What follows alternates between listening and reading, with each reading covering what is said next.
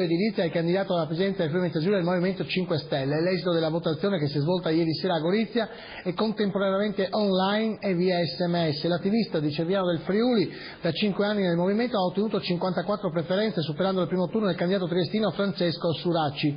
Hanno votato complessivamente 94 dei 186 aventi diritto. Il servizio David Zanigato lo firma. Saverio Galluccio è uscito nominato candidato alla carica di presidente della regione Friuli Venezia Giulia per il Movimento 5 Stelle, è una sfida che si preannuncia ardua.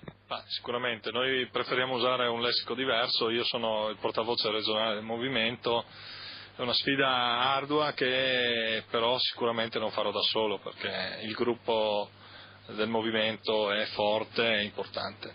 Quale sarà il programma sul quale punterete? Il nostro programma è pubblico, è su internet, è ancora in work in progress, per cui chi volesse aiutarci a stendere il programma è il benvenuto.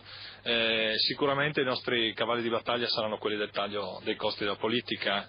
Crediamo debba essere un segnale forte dato alla cittadinanza. Questo è uno dei punti. Poi l'altro è quello della messa in sicurezza del territorio, della riqualificazione energetica sotto molti punti di vista, solo quella degli edifici ma non solo, e una più attenta politica del chilometro zero per lo sviluppo che veda le aziende del Friuli più coinvolte nella produzione.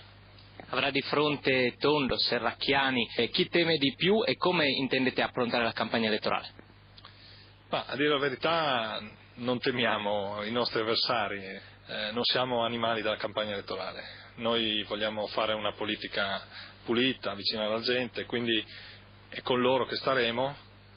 Sappiamo che giornali e televisioni ci aiuteranno ben poco, utilizzeremo i canali del social network, il blog e tutto quello che ci può aiutare con le nuove tecnologie, ma soprattutto in mezzo alla gente, soprattutto torneremo nei mercati, abbiamo fatto un sacco di banchetti, domenica abbiamo portato quasi 4.000 persone in piazza, credo che questa sarà la nostra arma vincente.